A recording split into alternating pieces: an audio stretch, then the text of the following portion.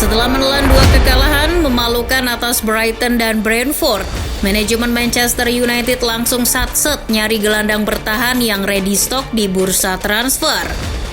Setelah sempat dirumorkan dengan Adrian Rabiot, kini United dikabarkan akan mendatangkan salah satu dari trio gelandang Real Madrid, Casemiro. Ia akan menyusul 2 mantan rekannya di Real Madrid, yakni Cristiano Ronaldo dan Rafael Varane.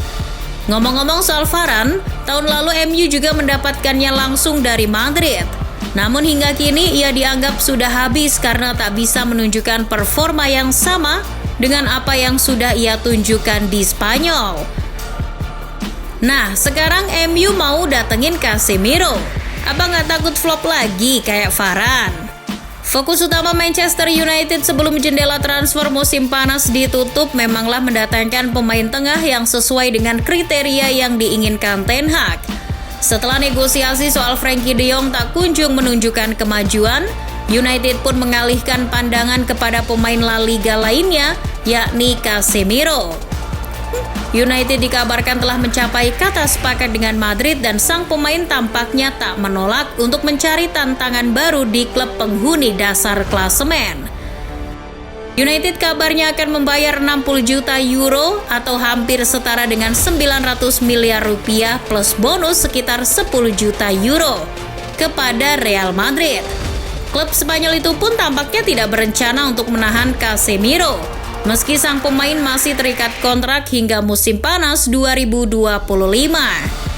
Banyak yang mengira Casemiro hanya akan menjadi opsi jangka pendek bagi United, mengingat usianya kini sudah menginjak kepala 3. Namun kabarnya United justru akan memberikan kontrak berdurasi 4 tahun yang akan membuat Casemiro bertahan di Old Trafford hingga berusia 34 tahun.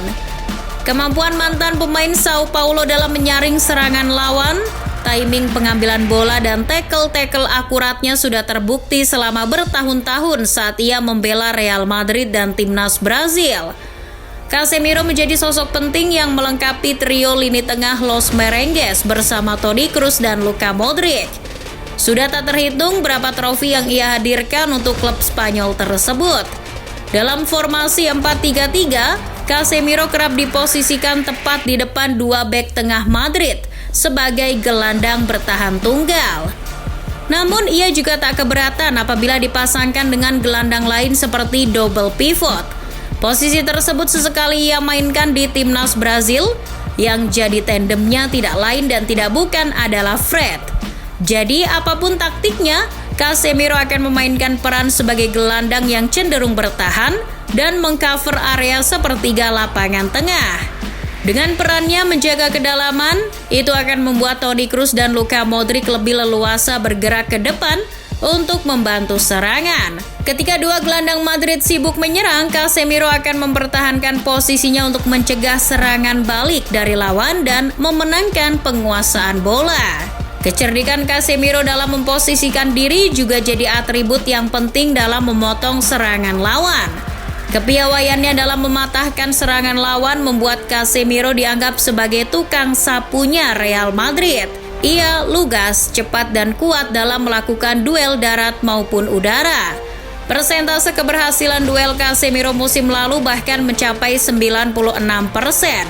Ia jadi salah satu alasan mengapa pertahanan Real Madrid tetap kokoh meski Sergio Ramos sudah tak menjadi bagian dari lini pertahanan El Real. Meski demikian, kita ketahui bahwa Casemiro ini bukanlah target utama United untuk mengisi sektor lini tengah Ten Hag. Sang juru taktik asal Belanda itu telah menjadikan Frenkie de Jong sebagai prioritas dari daftar pemain yang harus didatangkan MU. Lantas, apakah Casemiro adalah gelandang yang bertipikal sama dengan Frenkie? Dalam sepak bola modern, penggunaan gelandang tengah akan tergantung pada kebutuhan tim, karena mereka memiliki kemampuan dan perannya masing-masing. Sedangkan Casemiro dan Frenkie de Jong ini sejatinya adalah 2 gelandang yang memiliki peran berbeda. Casemiro ini lebih mirip dengan N'Golo Kante daripada Frenkie. Casemiro dan Kante merupakan gelandang yang sama-sama mengandalkan kekuatan fisik dan pembacaan arah bola, ketimbang akurasi umpan atau kemampuan mengatur tempo jalannya pertandingan macam Frenkie. Dari segi dribbling, De Jong jelas lebih unggul daripada Casemiro. De Jong memiliki dribbling sukses di angka 66% musim lalu, sedangkan Casemiro hanya memiliki 44% dribbling sukses. Jika melihat akurasi umpan, De Jong juga sedikit lebih unggul dengan tingkat kesuksesan di angka 90% per laga, sedangkan Casemiro hanya 86% per laga. Statistik ini bukan berarti Casemiro tidak lebih baik dari Frenkie. Perbedaan yang signifikan terjadi karena mereka memiliki peran yang berbeda di lapangan. Jika yang dibandingkan adalah statistik bertahan, Casemiro jelas unggul segalanya dari Frenkie. Sebagai contoh, Casemiro mampu melakukan 3,2 tackle sukses per laga. Itu jauh lebih baik daripada Frenkie yang hanya melakukan 1 tackle per laga. Tentu sangat aneh melihat drama pencarian gelandang tengah Manchester United musim panas ini.